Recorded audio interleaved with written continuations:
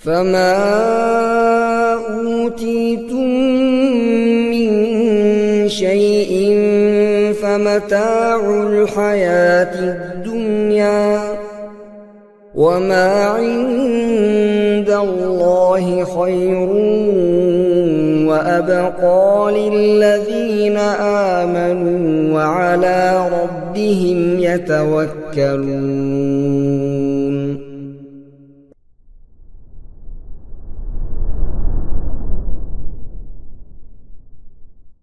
Assalamualaikum warahmatullahi wabarakatuh. Innal hamdalillah nahmaduhu wa nasta'inuhu wa nastaghfiruh wa na'udzu billahi min shururi anfusina wa sayyiati a'malina. May yahdihillahu fala mudilla lahu wa may yudlil fala hadiya lahu. Asyhadu an la ilaha illallah wahdahu la syarika lahu wa asyhadu anna Muhammadan abduhu wa rasuluhu la nabiyya ba'dah. Ya ayyuhalladzina amanu taqullaha haqqa tuqatih wa la tamutunna illa wa antum muslimun. Fa inna asdaqal hadits kitabullah wa khairal hadi hadi Muhammadin sallallahu alaihi wasallam wa syarrul umuri muhdatsatuha wa kullu muhdatsatin bid'ah wa kullu bid'atin dhalalah wa kullu dhalalatin finnar. Amma ba'd. Para ikhwaskan, para bapak dan ibu rahimani wa rahimakumullah jami'an. Kita mulakan dari kitab tafsir Ibn Katsir terjemahan Ustaz Imam Syafi'i ayat 129 130. Namun kita lengkapi dulu pembahasan kita tentang kisah Nabi Ibrahim alaihissalam, Nabi Ismail dan ibunya yaitu Siti Hajar, yang mana Siti Hajar dan Ismail yang masih bayi itu dititipkan di Mekah tanpa adanya seorang pun, dan ketika itu tidak ada air. Namun Allah Subhanahu wa taala rezekikan mereka berdua berupa air Zam-Zam. Taib, lanjutan dari kisah ketika rumah Allah Ta'ala yang posisinya itu, jadi di situ kan Ka'bah, ada Ka'bah, namun belum dipondasikan dengan sempurna dan belum dibuat tiang. Ada pondasinya sempurna namun belum dibuat tiang. Ya. Dan air Zam-Zam terus mengucur. Ya, kemudian air mengalir sampai sekelompok Bani Jurhum, orang-orang Bani Jurhum atau sebuah keluarga dari Bani Jurhum itu melewati mereka. Karena apa? Karena orang-orang Bani Jurhum ini sedang safar dan mencari perbekalan air di padang pasir dan bebukitan. Lalu terlihat tampak seburung berputar-putar di angkasa di kejauhan. Ya, lantas keluarga Bani Jurhum itu berkata, burung itu pasti sedang mengitari air. Karena kita mengenal lembah ini tidak ada air. Maka ketika ada burung muter di atas di tempat yang jarang air, berarti di situ tuh ada air gitu. Nah, ini faedah ini. Faedah ya. Kadang-kadang kita mendapatkan manfaat dari pengetahuan tentang tingkah laku binatang. Maka mereka pun mengutus satu atau dua orang utusan ke tempat di mana Siti Hajar dan Nabi Ismail kecil berada di situ. Ternyata utusan itu menemukan air.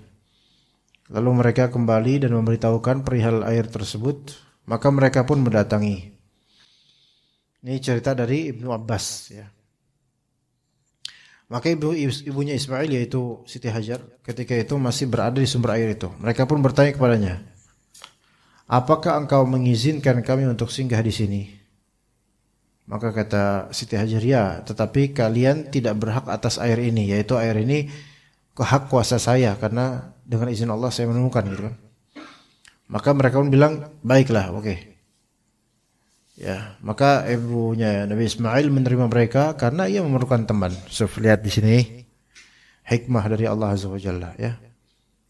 Ketika Allah Ta'ala titipkan suatu suratan takdir yang pahit bagi Siti Hajar dan Ismail alaihissalam yang belum tahu apa-apa tentunya, baru usia berapa bulan, masih menyusu ya gitu.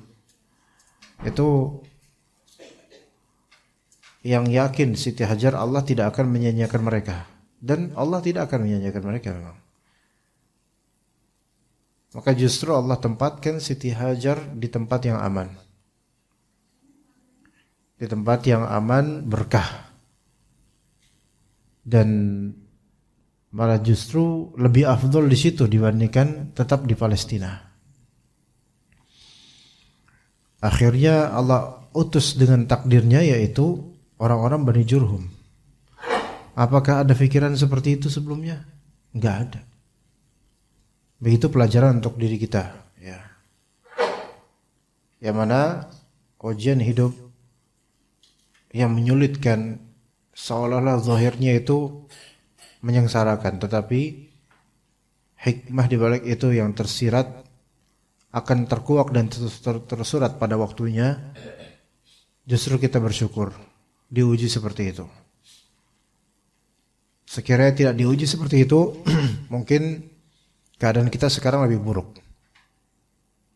Ya, maka pujilah Allah Azza wa Jalla dengan segala ujian yang Dia beri, karena bagi seorang mukmin ujian itu adalah bukti Allah Ta'ala mempedulikannya, bahwa Allah menempatkan dia pada keadaan yang lebih baik daripada sebelumnya, bahwa kadang lembaran baru itu diperlukan untuk mengganti lembaran lama.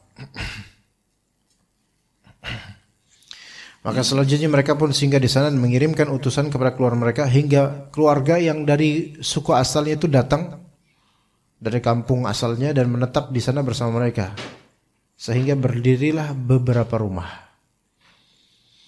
Akhirnya sang bayi, yaitu Nabi Ismail, pun tumbuh besar dan belajar bahasa Arab. Apakah ketika itu Nabi Ismail sudah bertemu bapaknya? Belum, subhanallah, belum ketemu. Oke, itu poin, ya.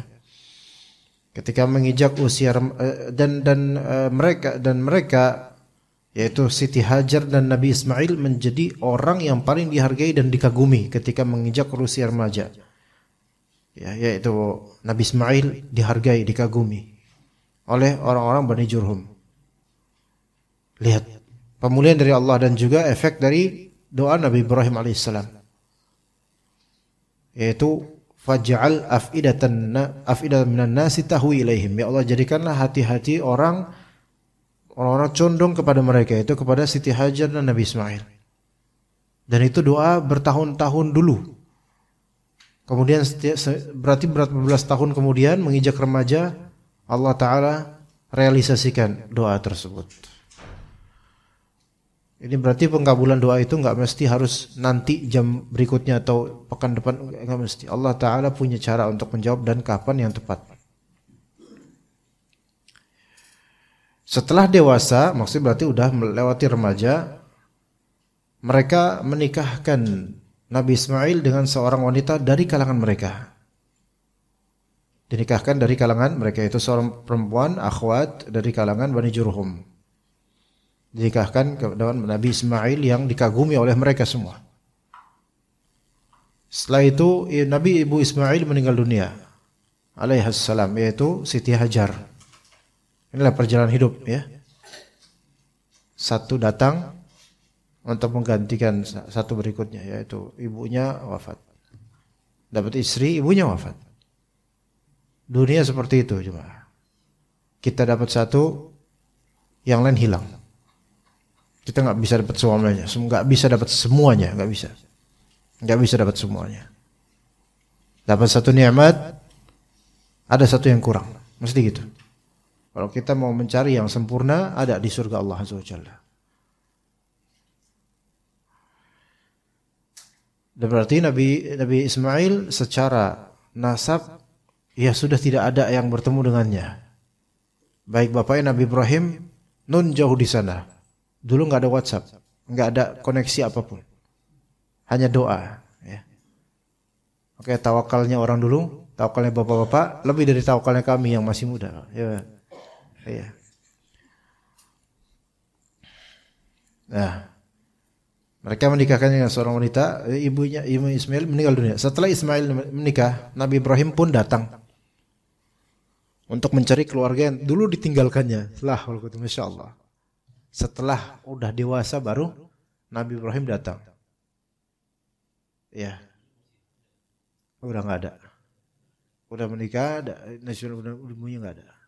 Ya itu Siti Hajar udah nggak, udah wafat. Gimana Pak rasanya Pak? Antum punya istri jauh di sana yang Allah perintahkan untuk sana. Padahal Siti Hajar ini adalah dambaan karena darinya lah anak datang. Gitu. Jadi berpuluh-puluh tahun bersama Siti Sarah nggak ada punya anak. Akhirnya sama Siti Hajar baru aja punya anak. Belum berapa tahun Pak. Baru berapa bulan, itu pun kalau memang berapa bulan ya. Allah Ta'ala perintah untuk pisah. Bapak mana yang hatinya tega sebenarnya. Tapi ini karena perintah Allah yang gimana. Gitu loh. Maka orang yang mendapatkan banyak sekali tugas dari Allah dengan takdir-takdir yang mungkin pahit bagi dia, itu rata-rata akan menjadi seorang bapak yang tabah dan penyayang. Dan begitulah Ibrahim yang diterjemahkan Ab-Rahim, bapak yang penyayang. Karena sudah banyak yang dialami oleh beliau dari kepahitan hidup dan kehilangan demi kehilangan. Begitu. Maka Nabi Ibrahim pun datang untuk mencari keluarga yang dulu ditanggalkannya. Sekarang pertanyaan jemaah. Dan ini bapak-bapak pasti tahu. Walaupun sebagian ibu-ibu kadang-kadang tahu, tapi kadang-kadang enggak membaca terjemahan bapak-bapak. Gini. Seorang bapak ketika meninggalkan anaknya untuk kerja dinas dan semisalnya, mungkin lama tak berkabar, apakah itu lazim bahwasannya tidak sayang bapak itu? Enggak. Kadang kasih sayang seorang bapak itu enggak terucap, bahkan enggak terlihat langsung gitu loh. Tapi apa yang dia kerjakan di balik di pekerjaannya, ini demi anak, demi istri gitu. Yang boleh jauh dari anak. Tapi kadang-kadang seorang perempuan kemudian menganggap, apalagi bukan hanya kalau istrinya mungkin paham suaminya biar kerja jauh dan seterusnya. Tapi kadang-kadang dari sisi ibunya, ini suami kamu tuh sayang gak sih sama kamu gitu. Ya, tapi anaknya tahu suami sayang. Karena anaknya paham udah chemistry-nya kena gitu, tektokannya kena gitu loh sama suaminya. Tapi kadang dari sisi apa? Keluarga besar. Ya anggap ini suami kamu enggak pulang-pulang.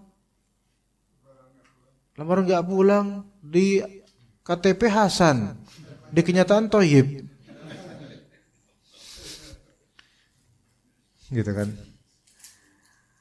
Dikira bahwasannya bapaknya itu enggak sayang gitu loh. Ini Nabi Ibrahim, kita bilang sayang gak sama Siti Hajar sama Ismail? Sayang banget. Sangat sayang. Ini harus belajar nih ibu-ibu terutama ya. Bapak Su itu sayang Bu sama Bu Su ya. Bu suami lagi ibu ya. Sayang. Kelihatannya aja gak sayang. Ya. Sama anak sayang. Memang kedekatannya beda. Antara ibu dengan anak, bapak dengan anak, beda. Bapak ada sendiri caranya. Sayang. Ada cara, ada momentumnya. Pada waktunya akan datang. Gitu loh. Maka Ibrahim pun datang untuk mencari keluarga yang dulu ditinggalkannya. Tetapi ia tidak menemukan Ismail di sana. Lalu Nabi Ibrahim menanyakan keberadaan Ismail kepada istrinya menantu Ibrahim. Nah di sini nggak ada di rumahnya. Jadi mungkin nanya dulu sama orang mana rumahnya Ismail gitu. Ketemu, di sini rumahnya. Oh nggak ada Nabi Ismailnya, putranya nggak ada. Ada istrinya di rumah. Ya, maka istri Ismail itu menjawab, oh ia sedang pergi mencari nafkah untuk kami. Oke. Nabi aja cari nafkah. Masa kita yang bukan nabi enggak gitu kan? Maksudnya ini yang masih mampu ya. Kemudian Nabi Ibrahim mantunya itu istri Nabi Ismail tahu nggak kalau ini adalah mertuanya sebenarnya? Nggak tahu. Artinya masih teranggap orang asing gitu. Bapak tua asing. Nabi Ibrahim tua banget waktu itu. Kemudian Nabi Ibrahim menanyakan perihal kehidupan dan keadaan mereka, rumah tangganya gimana. Maka istrinya pun menjawab, kami berada dalam kondisi buruk, kami hidup dalam kesusahan dan kesulitan. Ia mengeluh kepada Nabi Ibrahim alaihissalam. Nabi Ibrahim ketika itu bagi perempuan ini ajnabi, yaitu bukan siapa-siapa. Enggak tahu kok ini sebenarnya bapaknya suaminya gitu loh. Maka Nabi Ibrahim pun berpesan, jika suamimu datang, sampaikan salamku padanya dan katakan kepadanya agar mengganti ambang pintunya. Dan Nabi Ibrahim alaihissalam ini ketika itu ngomong gak, lu tahu nggak gue mertua lu tahu? Enggak ngomong gitu.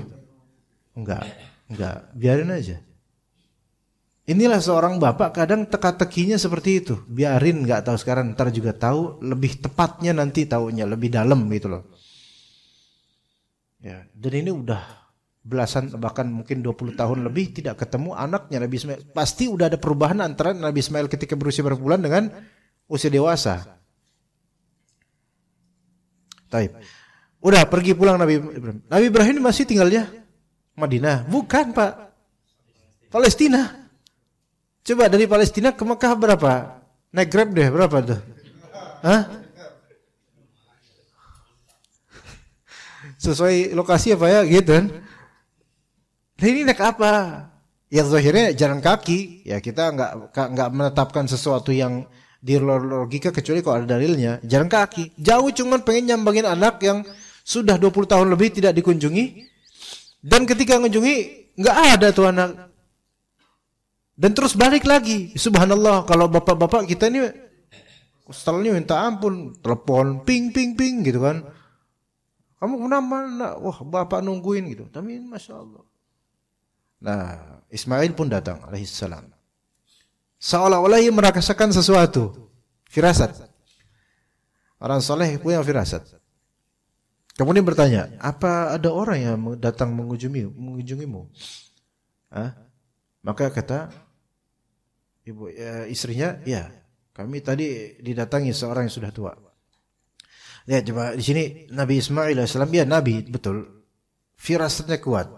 Selain karena Nabi, namun ketika seseorang tidak mengandalkan bantuan, biasanya firasatnya lebih kuat.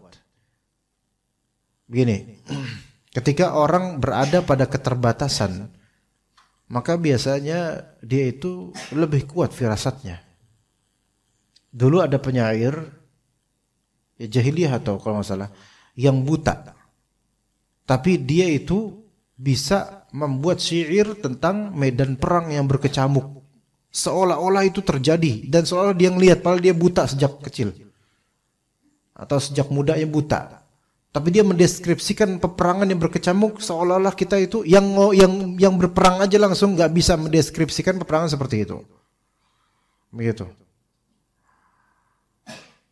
Keterbatasan misalnya orang-orang yang sudah berusia tua, nggak bisa bergerak banyak, tapi instingnya tahu nih orang benar apa enggak, nih orang bisa tahu.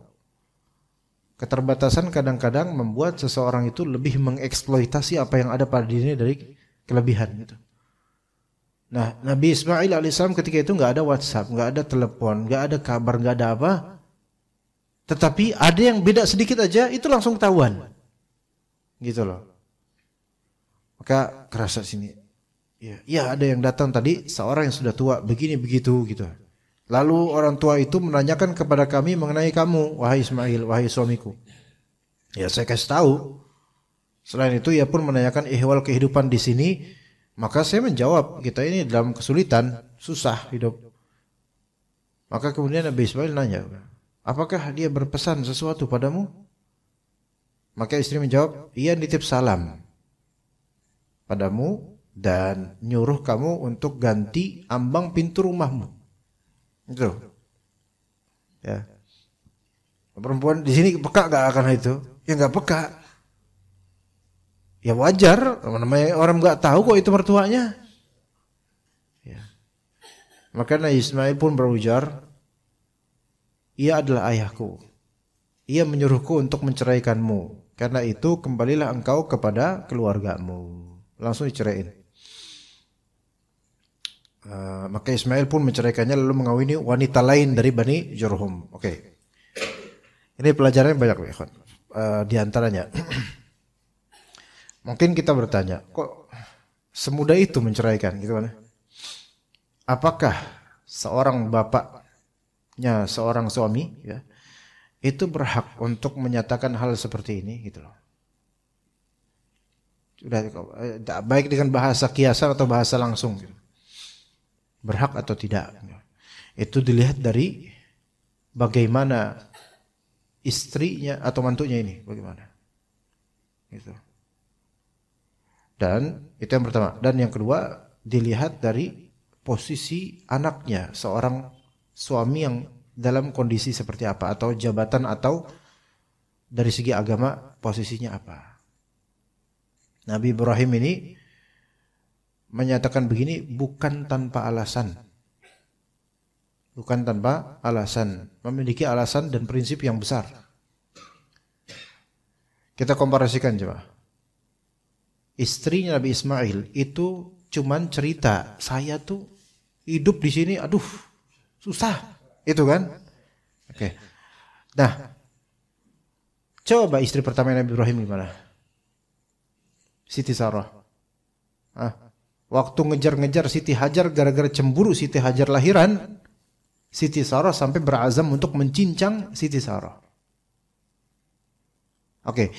Kalau dilihat dari zahir dan misal zaman sekarang deh, yang zaman ketika fitnah media sosial dan semua orang bicarain rumah tangga orang lain sekarang tuh, subhanallah, na'udzubillah. Kira-kira yang bakal jadi bahan omongan yang mana nih? Siti Sarah lah. Perempuan parah banget tuh perempuan, istri keduanya bakal dicincang. Itu. Kalau misalnya yang anaknya istri Nabi Ismail digibahin enggak? Malah dibela sama orang sekarang, yakin deh. Bang tuh malah Nabi Ismail yang dicalain. Karena apa? Karena kebanyakan perempuan sekarang ya kayak di situ, kayak istri Nabi Ismail. Taib. Kalau Siti Sarah, kenapa Nabi Ibrahim tidak menceraikan? Kenapa yang cuman ngasih tahu tentang rumah tangganya gini-gini ceraikan? Silakan, Mbak. Ya. Itu pas. Ngerti banget emang, subhanallah. Mau nyari pasar, tahu banget pasarnya di sini. Sok, ayo. Ya? Motornya apa, Pak? Oh iya. Yang motor tadi banyak ya, paham. Padahal kita udah sering mengecewakan dia loh. Tapi begitulah, never give up. Gigih ya. Iya. Padahal gigihnya itu ada Ustadz Firanda padahal. Ayo, gimana Pak? Gini, istri pertama itu Siti Sarah. Kenapa pengen mencincang Siti Hajar?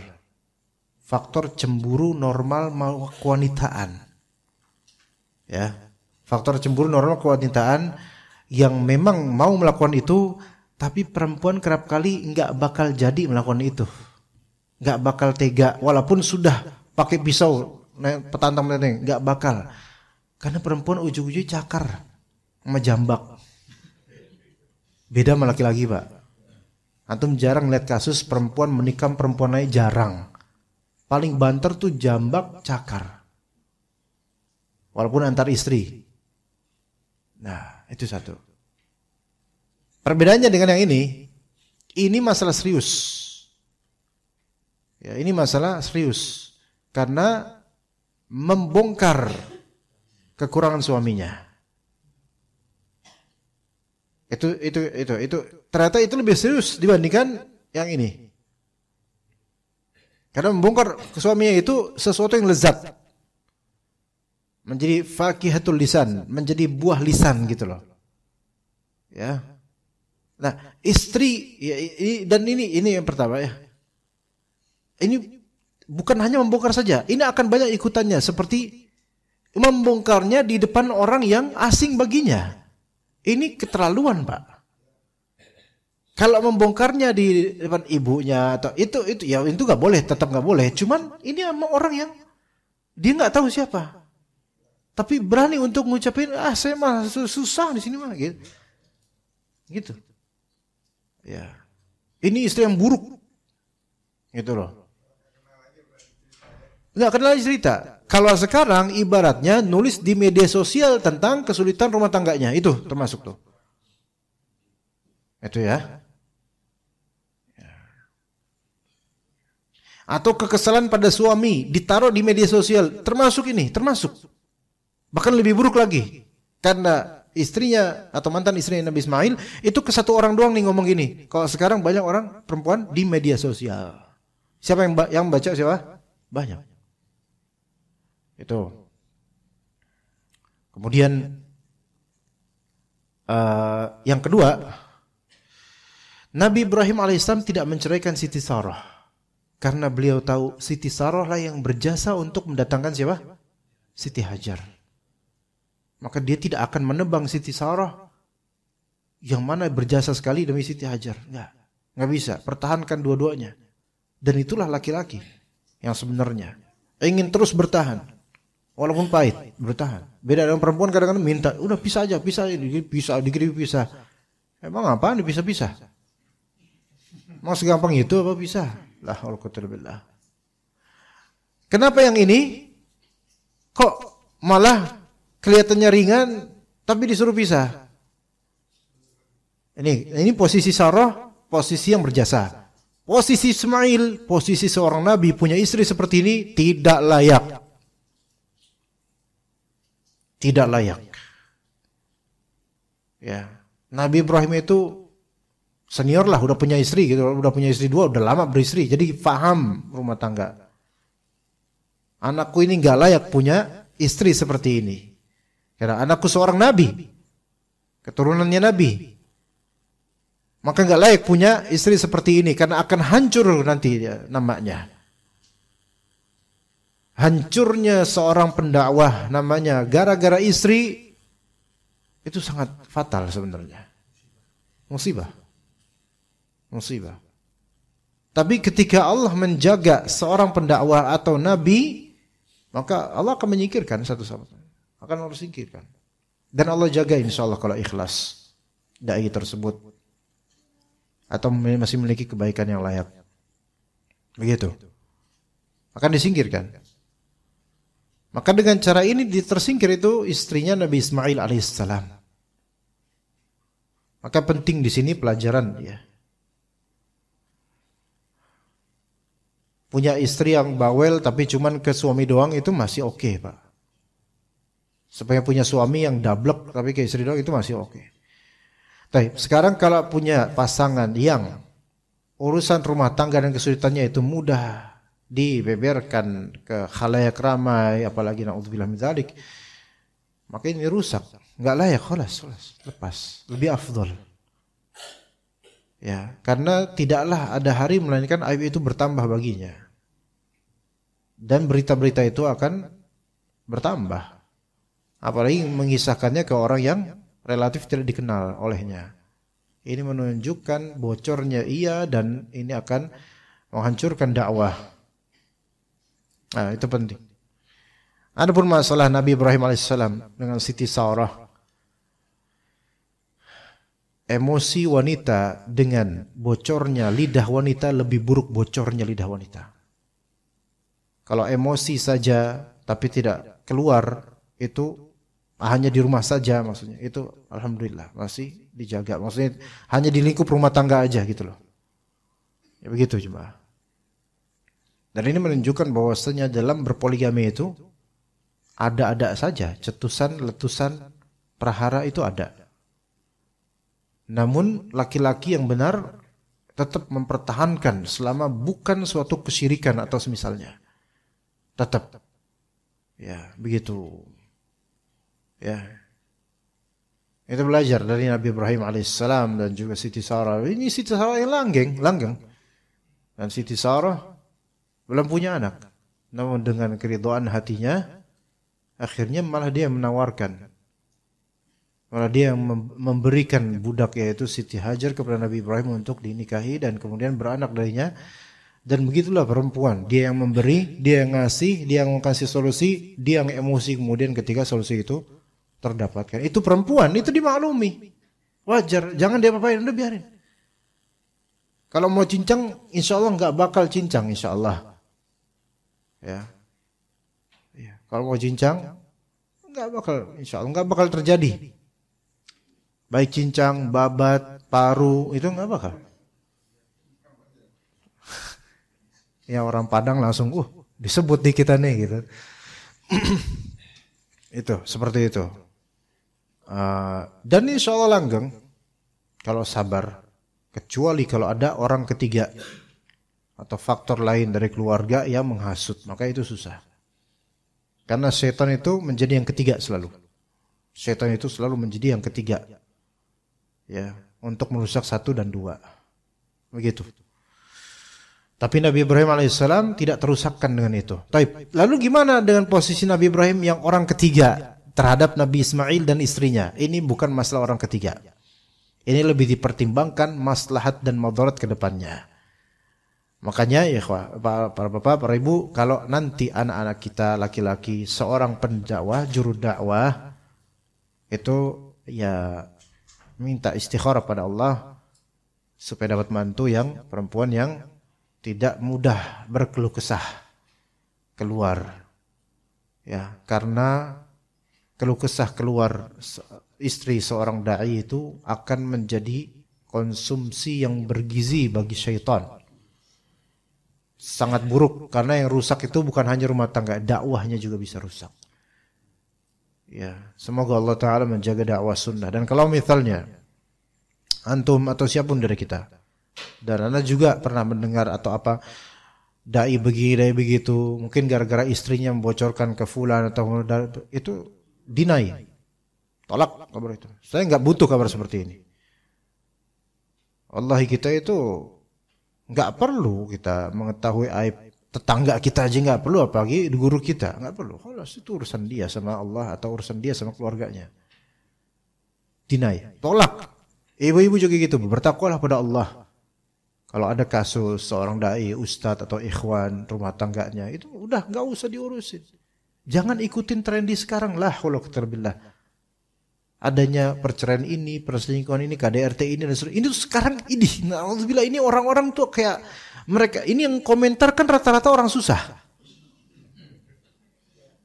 Emang dikira Indonesia udah maju? Kan slogan doang sekarang Indonesia maju. Itu kan sate apa nih? Kue. Oh. Snake atau snack. Nah, kita sekarang lihat semua dikomentarin semua orang ghibah. Bukan hanya ghibah, bahkan sampai berupa fitnah, buhtan. La haula quwwata. Anda membaca komentar-komentar kan pengen tahu bagaimana masyarakat Indonesia sekarang kayak gini. Ya. Sinetron udah mulai ditinggalkan, mereka yang bikin sinetron. Media juga nggak ada takwanya sama sekali ketika meliput rumah tangga orang yang belum tentu seperti itu, kejadian belum tentu. Foto disebarkan, video disebarkan, ini disebarkan, berita dimodif dan seterusnya. Ya Allah, haula quwwata billah. Kemudian ada selalu artis fulan nimbrung untuk mengomentari masalah ini sehingga tambah rame. Masya Allah. Ini yang komentar bisa puluhan ribu, terutama perempuan. Lebih banyak perempuan yang komentar. Kalau urusan rumah tangga orang lain, perempuan lebih banyak komentar. Karena laki-laki cuma bisa komentarin janda doang. Tapi rumah tangga orang lain ke perempuan. Waduh. Sana saya pikir, apakah rumah tangga semua orang ini yang komentar itu baik-baik saja? Atau justru karena nggak baik-baik saja melampiaskannya kepada berita-berita? Anda nggak yakin jemaah? Malah mereka ini orang-orang bermasalah semua sebenarnya yang komentar. Karena seorang kalau nggak bermasalah bertakwa, dia akan menjaga dirinya. Kita itu kalau ngelihat orang kena musibah, kita mengucapkan alhamdulillahilladzi afani amma ibtalak, atau yang semisalnya dari doa-doa. Segala puji bagi Allah yang telah mengafiahkan, menyelamatkan saya dari apa yang menjadi ujianmu. Itu. Ya kalau ada misalnya orang perceraian, ya udah bilang alhamdulillahilladzi afani amma ibtalak. Bersyukur karena saya nggak dapat ujian semisal kamu gitu. Ya tapi jangan ngomong. Iya sebenarnya sunahnya ngomong itu di depan orangnya. Cuman kalau di Indonesia jangan deh, karena gimana ya? Ya misalnya perceraian terjadi, musibah. Ya. Terus kita ngomong di depan mereka yang udah bercerai, alhamdulillahilladzi afani amma ibtalak. Artinya apa tuh? Terjemahin nggak? Segala puji bagi Allah yang telah menyelamatkan saya daripada ujian yang menimpa kalian. Kesel itu orang. Kurang ajar katanya gitu. Padahal itu sunnah Nabi SAW. Sekarang boro-boro orang ingat itu atau baca itu, yang ada justru pada komentar. Dulu zaman Nabi Ibrahim lebih selamat ketika akhir Nabi Ismail memutuskan untuk menceraikan atas petua bapaknya. Istrinya jadi bahan omongan nggak? Biasa aja. Ya, biasa. Kalau sekarang udah jadi bahan omongan ini. Ya. Kemudian juga coba sekalian, apakah petua seperti ini layak untuk semua orang? Seorang bapak bilang ke anaknya, ceraikan istri kamu. Enggak gitu juga, enggak. Ingat di sini konteksnya apa? Ini Nabi Ismail. Kedua, yaitu parahnya istrinya itu bocor. Gitu, maka tidak semua perlu misalnya saran dari bapak atau ibu diturutin oleh suami. Udahlah kamu cerai aja dari istrimu, enggak benar, enggak. Pada asalnya enggak boleh kita menceraikan seorang istri tanpa alasan. Apalagi zaman sekarang yang hal itu bisa jadi ribet. Apalagi kalau punya anak, ya bisa rusak, ya. Ya, tetapi kalau memang di situ ada maslahat yang lebih besar atau mencegah madarat yang lebih besar, maka ini bisa diterapkan. Hanya pertimbangannya pertimbangan syar'i, bukan pertimbangan emosi. Segala pertimbangan emosi di keluarga itu akibatnya sayyi, buruk. Tapi kalau pertimbangannya syar'i, maka insyaallah wal aqibatu lil muttaqin. Untuk orang bertakwa akibat yang baik insyaallah. Kemudian juga apa tadi saya mau ngomong ya, ada faedah yang sangat bagus.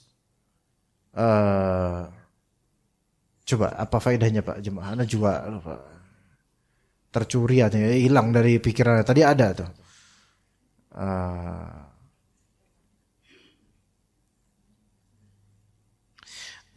Ketika seorang pria menceraikan istrinya, maka hendaknya dia cepat-cepat untuk nikah lagi.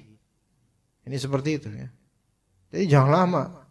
Ya, ada ikhwan di Bekasi itu ngaji.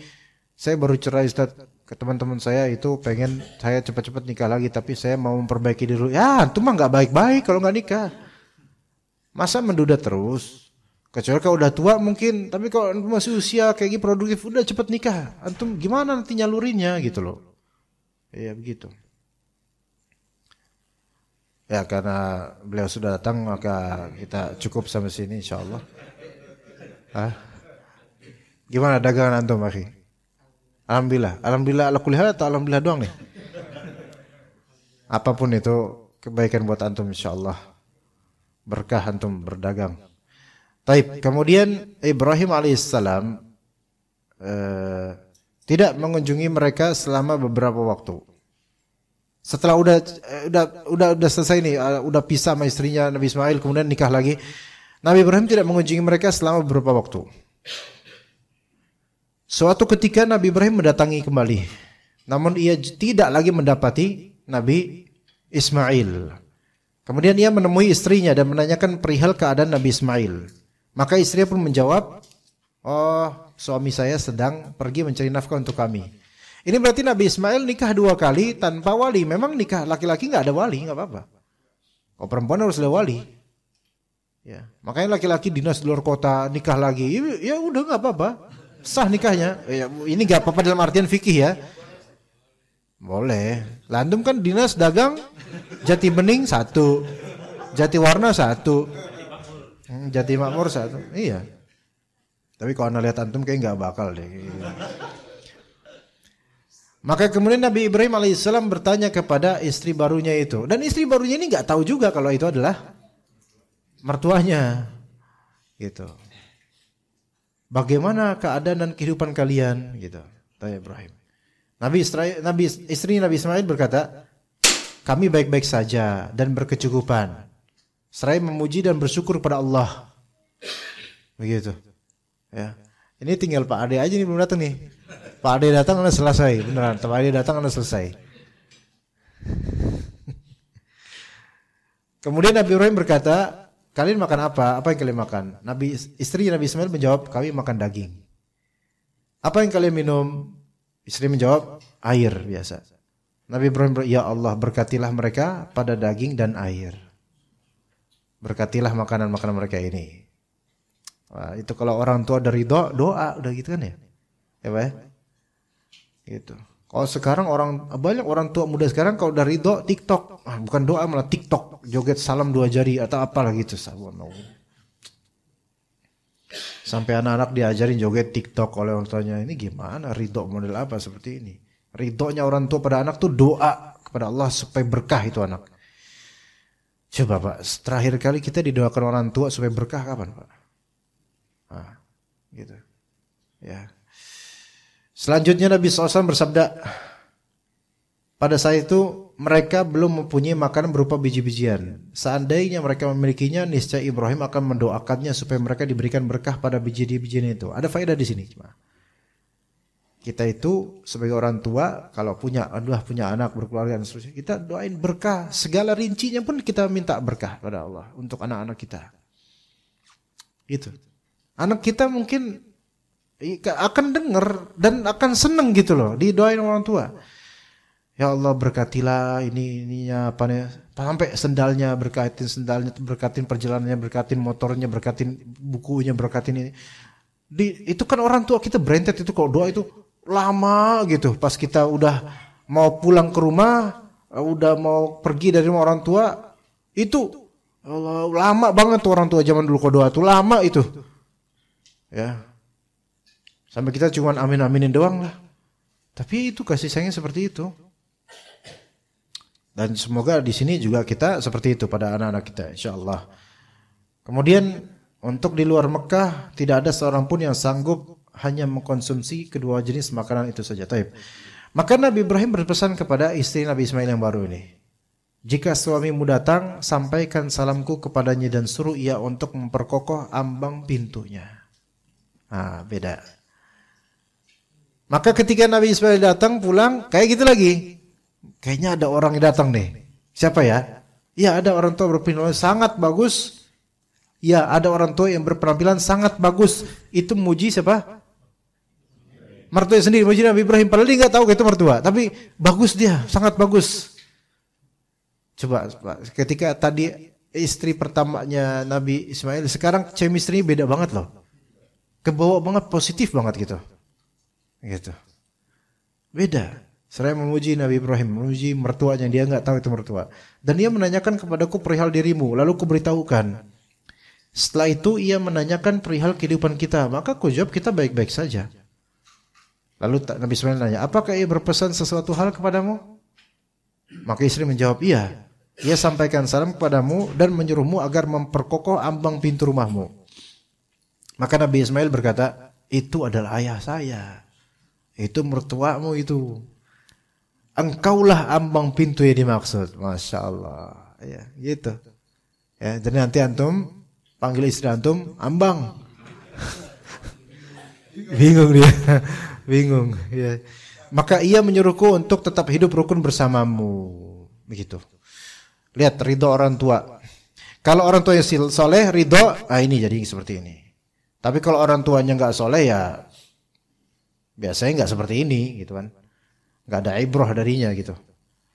Nah, lihat chemistry yang sangat berbeda antara yang pertama dengan yang kedua. Hanya karena lidah yang keluar. Bukan hanya kepada suami, tapi kepada orang yang tidak dikenal. Gitu. Maka kalau seorang istri, ya ibu-ibu yang solehah semua insyaallah, kalau seorang istri lagi ada muskilah atau urusan atau kesulitan rumah tangga, jangan menjulurkan lidah keluar di luar rumah, karena orang akan merasa dilewain. Ya enggak? Iyalah, ya enggak? Jangan menjulurkan lidah keluar gitu, orang akan merasa. Maksud ana apa? Jangan cerita-cerita ke orang asing. Kalaupun cerita ke orang yang terdekat atau itu, yaitu orang yang punya solusi. Bukan asal cerita. Ya gitu. Apapun kepahitan itu. Cari, kalau mau cerita, cari sama orang yang punya solusi. Itu gitu. Cari yang punya solusi. Bukan semuanya diceritain ke siapapun orang yang ditemuin. Itu aduh. Bahaya, beneran bahaya. Baik itu sang istri yang kayak gitu, atau mungkin ibunya atau saudarinya. Kalau mendapati seperti itu, susah antum hidup. Beneran. Aib antum itu kemana-mana tersebar. Kecuali kalau Allah jaga. Kecuali kalau Allah jaga. Ya. Hati-hati, karena sekali orang mendengar aib gara-gara lisan kita makin tersebar, itu dosa numpuk ke sumbernya. Hati-hati. Apalagi ini Nabi Ismail lagi kerja, lagi nyari nafkah, digibahin. La haula wala billah. Gitu. Ini bukan hanya kufur nikmat, tapi membelatikan suami di belakangnya. Ya. Ya, pelajaran lainnya dari peristiwa ini atau kisah-kisah ini, itu bahwasanya nasihat orang tua itu harus diikuti selama sesuai koridor syariat. Apalagi orang tua itu soleh. Kalau nasihat tersebut sesuai memang ada syariatnya, namun pertimbangan antum secara syariat lebih kuat, maka tidak wajib untuk mengikutinya. Ya, orang tua nih, misal antum punya istri, orang tua antum berpesan itu enggak cocok sama kamu, Leh. Kenapa, Bu? Ya karena ya masih begini, masih begitu, enggak puas orang tua kita misalnya. Namun antum kemudian istikharah, tahajud, minta petunjuk sama Allah, dan antum mempertimbangkan bahwasanya berpisah karena pesan orang tua ini lebih bermadarat untuk dirinya, untuk istri, dan untuk anak-anak misalnya. Maka di sini tidak mengaplikasikan perintah atau nasihat orang tua itu tidak berdosa. Karena dalil untuk maslahat yang lebih besar itu atau mencegah madarat yang besar itu lebih kuat. Apalagi pelaku sejarah itu lebih paham tentang sejarah. Ya, sahibul bait adra bima fihi. Pemilik rumah itu lebih ngerti isi rumah. Begitu. Ya. Itu kata Ibnu Hajar begitu. Sahibul bait adra bima fihi. Pemilik rumah lebih paham isinya. Ya, begitu.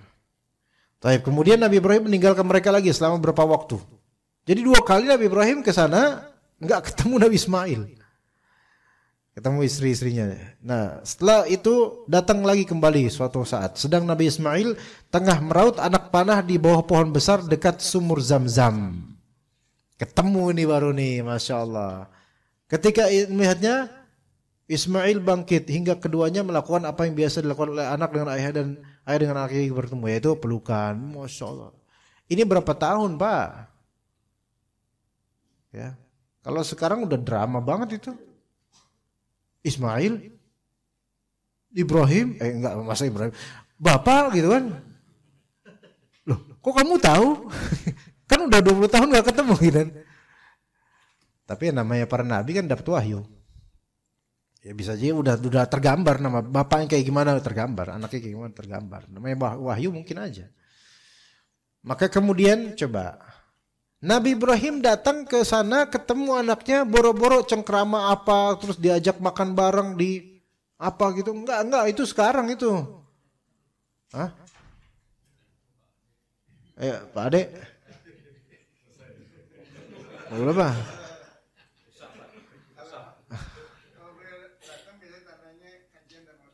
Emang udah 10 nih, udah 10 nih itu. Gimana Pak Ade? Udahan Pak ya? Iya, kasihan Pak Ade datang diselesain padahal Masya Allah beliau tuh pengen nutut ilmu. Saya mana tadi? Coba. Ya. Ternyata Nabi Ibrahim datang ke Nabi Ismail udah berapa tahun, 20 tahun enggak ketemu, sekali ketemu ada tugas syariat ini gitu. Kalau sekarang udah dibaperin tuh sama keluarganya. Ih, bapak macam apa ketemu langsung nugasin anak ini itu. Enggak, ini syariat, lihat Nabi itu.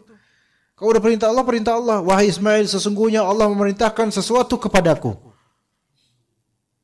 Maka Nabi Ismail langsung nyaut, laksanakanlah apa yang telah diperintahkan Rabbmu. Subhanallah. Zaman dulu kayak gitu ya. Maka Ibrahim pun bertanya, apakah Ismail kamu bakal membantu saya? Aku pasti bantu engkau ya wahai bapakku.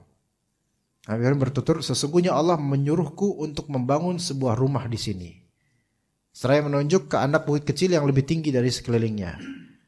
Maka kata Ibnu Abbas, ceritanya, pada saat itulah keduanya meninggikan pondasi Baitullah. Pondasinya di sini pondasi bisa al-qawaid. Sebenarnya tiang ya, sebenarnya tiang. Tiang lebih tepatnya tiang. Jadi mengukuhkan pondasi dengan membuat tiang. Ismail mengangkat batu sedang Ibrahim memasangnya. Jadi batu diangkat oleh Ismail dikasih ke Nabi Ibrahim yang masang. Ya emang posisi bapak kayak gitu cocoknya Pak, nggak jangan dibalik. Bapaknya yang bawain batu sama pasir, anaknya yang jangan, itu nggak sopan, ya kan? Ya. Hingga ketika bangunan itu sudah tinggi, dia datangkan sebuah batu dan dia meletakkan untuk dijadikan pijakan. Jadi ketika udah kan tiang nih, qaidah itu kan tiang. Ya, udah mulai tinggi, kemudian didatangkan sebuah batu, plek di bawahnya dan diletakkan untuk dijadikan pijakan, gitu. Ini yang disebut makom, tempat berdiri. Makom Ibrahim. Ibrahim pun berdiri di atasnya sambil memasang batu. Sementara Ismail menyodorkan batu kepadanya. Jadi ini batunya makom Ibrahim di sini. Wa idz yarfa'u Ibrahimul qawa'ida minal baiti wa Ismailu. Rabbana taqabbal minna innaka antas samiul alim. Jadi ada namanya makom Ibrahim. Makom Ibrahim bukan kuburan.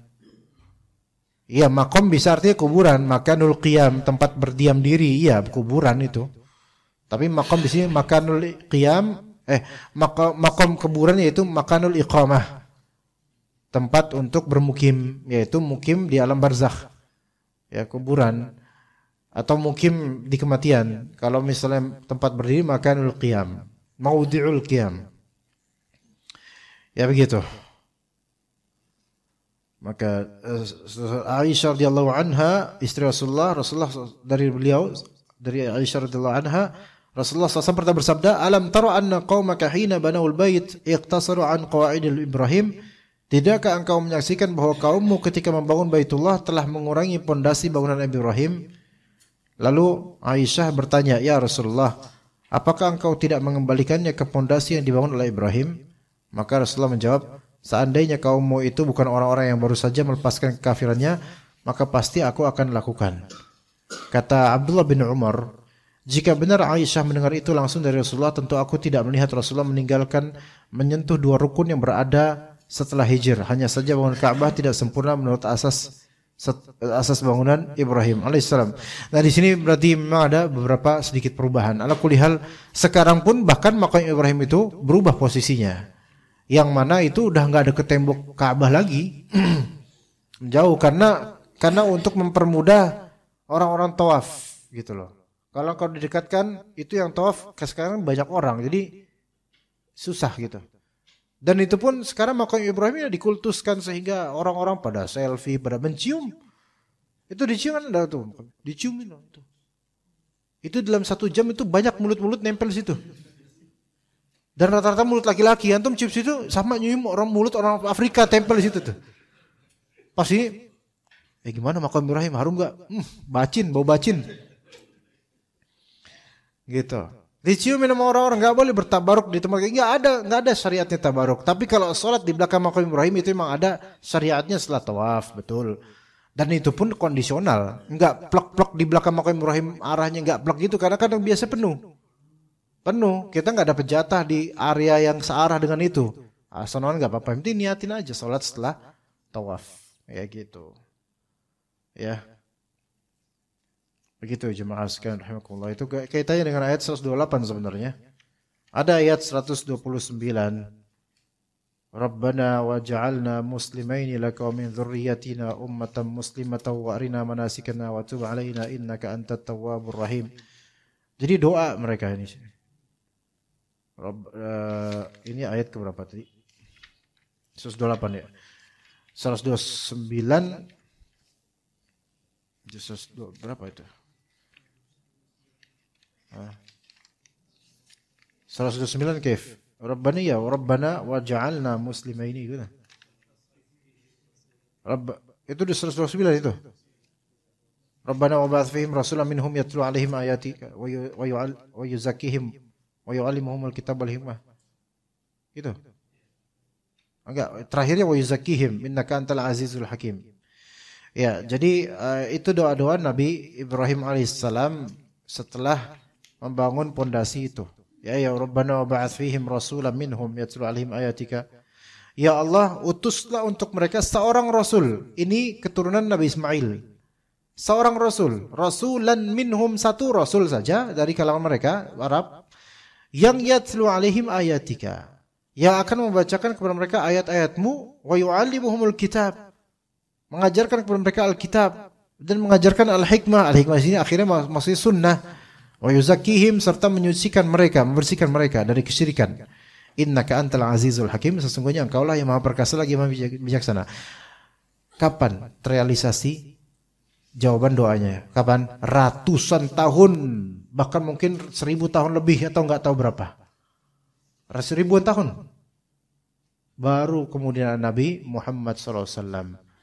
Itu kan setelah Nabi Ibrahim, Nabi Ismail, setelahnya enggak ada Nabi tuh. Suku keturunan Nabi Ismail, calon-calon suku Arab gitu loh. Nanti pada periode kapan tahu berapa ribu tahun kemudian ada Amr bin Luhail Khuzai, yang sebelumnya ini penduduk Mekah itu semua pada nyembah apa? Nyembah Allah Azza wa Jalla, beribadah di Ka'bah. Nah, Amr bin Luhail Khuzai itu pemimpin Mekah ketika itu di zaman jahiliyah sebelum ada Nabi SAW, itu yang menawarkan penyembahan berhala, paganisme di Mekah. Itu dia tuh. Makanya Nabi SAW bermimpi melihat Amr bin Luhail Khuzai masuk neraka sambil menyeret ususnya sendiri.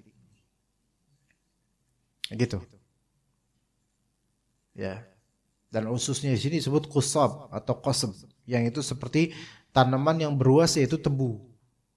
Kenapa ususnya yang diseret dan yang disiksa bagian ususnya? Ya. Karena berhala-berhala yang dibawa dulu mirip dengan bentuk-bentuk seperti tebu, gitu, atau ditempel di batang pohon seperti bambu, tebu kan itu qasab. Itu kan qasab itu kalau kita sekarang ada qasbus sukar, yaitu tebu gula. Kan tebu kan pohonnya beruas-ruas kayak bambu. Nah itu qasab namanya. Jadi kan itu kan itu kemudian ditempelin patung berhala gitu. Jadi bisa dibawa kemana-mana gitu loh. Bisa digotong gitu loh. Gitu. Karena kalau pakai batang pohon pisang atau gedebong pisang nggak bisa. Lagi pula emang di situ ada pisang dulu, gitu kan. Nah, jadi seperti itu. Jadi serupa, ususnya kan panjang, beruas-ruas usus itu. Ya kan? Usus beruas-ruas, panjang. Maka dikiaskan kaku, kemudian di neraka dibakar, disiksa gitu. Nah, itu berlalu terlalu lamanya, akhirnya diutuslah Nabi Muhammad SAW. Ijabahnya doa Nabi Ibrahim. Ini ada faedah penting banget jemaah. Faedah terpenting adalah jawaban terhadap doa antum itu, kapannya itu terserah Allah gitu loh. Kapannya terserah Allah. Makanya kata Allah, innaka antal azizul hakim. Sesungguhnya engkau al-aziz, maha perkasa lagi maha bijaksana. Perkasa dengan menjawab doa tersebut. Ada seorang Rasul di tengah kalangan musyrikun semua, seorang Rasul. Ini Allah maha perkasa nolong Rasulullah SAW. Al-Hakim maha bijaksana dengan segala jawabannya. Mau kapanpun jawaban Allah Ta'ala, Allah bijaksana itu dengan jawaban itu. Makanya kalau kita minta sama Allah, kok ini kita nanti jawabannya kita nantikan belum aja terjawab, itu karena Allah bijaksana kok, bukan karena Allah Ta'ala itu tidak diatur oleh pendoa, melainkan pendoalah yang harus nunggu kapan Allah Ta'ala akan mensenting jawaban doanya. Begitu, bersabar, maka Allah Ta'ala jawab kemudian. Ya seperti itu. Oke, untuk tafsir Ibnu Katsir kita sampai situ insyaallah. Kita lanjutkan ke kitab Sunan Nasa'i di masalah fiqih. Sallallahu ala nabiyina Muhammad wa ala alihi wa sahbihi ajma'in.